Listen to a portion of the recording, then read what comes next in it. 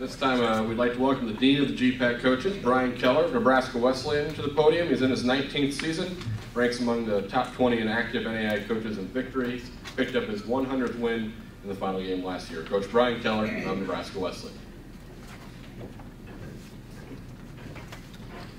Thank you, Lucas and Corey and all the folks here at the Cornhusker. It's a great place to hold this event, and certainly happy to have us all back here in Lincoln. And our special thank you to the Prairie Wolf Network and our crew here that are here today and filming this event.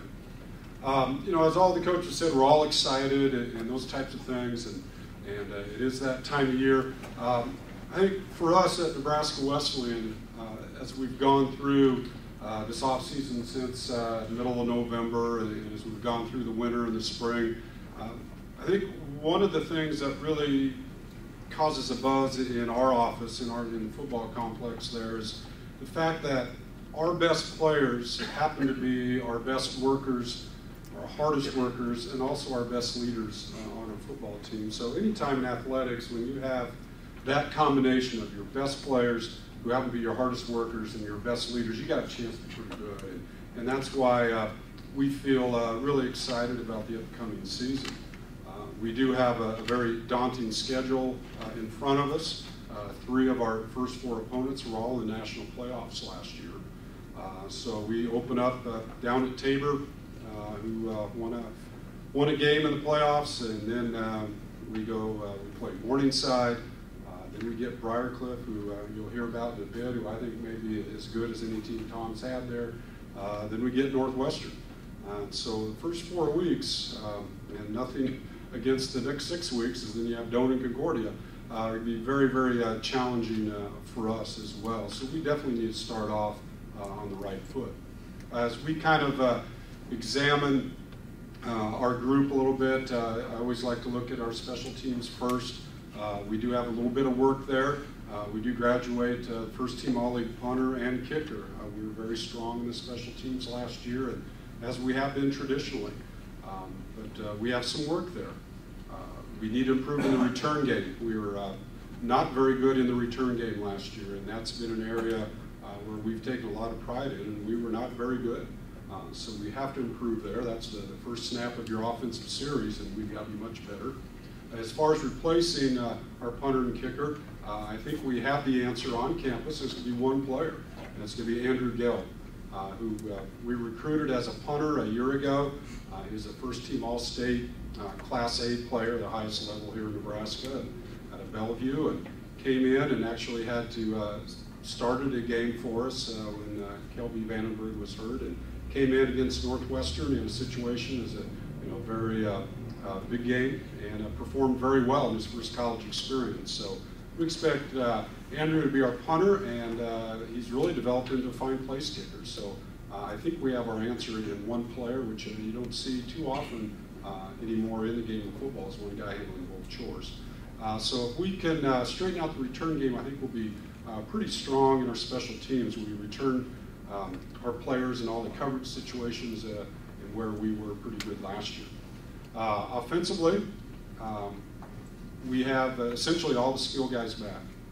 And the key one's a quarterback. We'll have a 3-year starter in Tyler Francis. I believe his record is 17-4 as a starter for us, so he's done well in that position. Skill guys, we have an outstanding group of receivers. I might be the deepest group of receivers I've had as a head coach. I think we can go 5 or 6 deep there. Primary guys are Connor Zump, Connor Davis, and Ryan Larson, all guys that have put up some nice numbers, had some big games in our conference for us. At tight end, we have 3 seniors, led by Nolan Clausen, who will be a 3-year starter for us at tight end position. In the backfield, we'll have a 3-year starter in Nick Lovell at fullback, and also Carlin Kreiner, who started 2 or 3 games for us when Nick was banged up last year. So we have a good group right there at that position. And then at the A-back or I-back position, we did graduate Dustin Bryant, who had a great career, in the top 10 all-time in rushing in our school. Had 800+ yards rushing last year. But with our offense, we really have to have 3 players at that position, So the two guys behind him are back. Joey Jones will be a senior, and then Joel Weedle, as well as Austin Ruskamp. And those guys all played a great deal for us, and all had huge games for us, and played in some big games for us, and did well. So I don't think we're going to drop off tremendously there. That's no slam against Dustin, but it certainly complements those other players there. The key for us then is in the offensive line, and like Matt said, graduating 3/5 of their starting offensive line, we graduate 4. So we did graduate, took a big hit in the offensive line. We graduate 4 starters on paper, but to be honest with you, one of the starters coming back, we kind of rotated. So in a sense, I feel like I have 2 starters coming back in the offensive line. TJ Westfall at one guard, Andrew Blocker at the other. The last 2 years, they've been rotating series. So essentially, TJ is the starter on paper because he's the older guy, but they played the same amount. So I feel like I've got 2 starters there. And then we do have a group of guys that played a lot last year. Seeing that this was going to happen, we rotated a great deal of offensive linemen last year, got a number of players experience. So on paper, it looks like we lose 4 starters, and we do, but we do have a lot of talent, a lot of very, very strong group of young players. They just haven't had a ton of GPAC experience, but I think we'll be fine there. So offensively, we should be pretty solid. As we look at the defensive side, and the last 7-8 years, we have quite a reputation of being a pretty strong defensive football team, and I think there's no reason why that can't continue this year. That's our expectation. And it does start the defensive line. It starts with Phil Latimer, first team All-American last year as a defensive lineman. The key is, can we surround the right guys around Phil so he can be productive like he has been the last 2-3 seasons?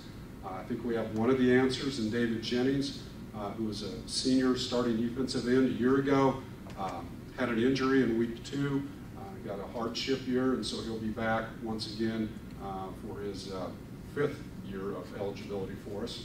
And so we've got those 2 guys with a great deal of experience in GPAC play under their belts, along with some good young players. Again, on paper you have X amount of starters, but the way we play our defensive line, 7-8 guys play in a game. So we do have a lot of experience returning there. At the next level, at linebackers, we do return 2 juniors, Hunter Hand and Kalen Vandenberg, the younger brother of our punter from a year ago, Kelby. Tremendous athletes. Have done a great deal of, have played a great deal of football under their belts and been very productive as well. So we feel like we can build around those 2. Again, the question is we've got to find one more, and that's what fall camp's all going to be about. And then in the secondary, we're led by Seth Wardeen, also an all-conference player a year ago. He'll be flanked at safety and flanked at the corners by Eric Richards, and then we have a battle of 2 or 3 younger players at the other corner spot, and then filling out the safety spot, the other safety spot opposite of Seth will be Aaron Bainey, also a senior. So we have really a nice mix of seniors and a really nice group of younger players who have had a lot of experience. So we feel strong on both sides of the football. We've got to be ready to play early, as I mentioned, and if we do that, we've got a chance to have another pretty good year at Nebraska Wesleyan.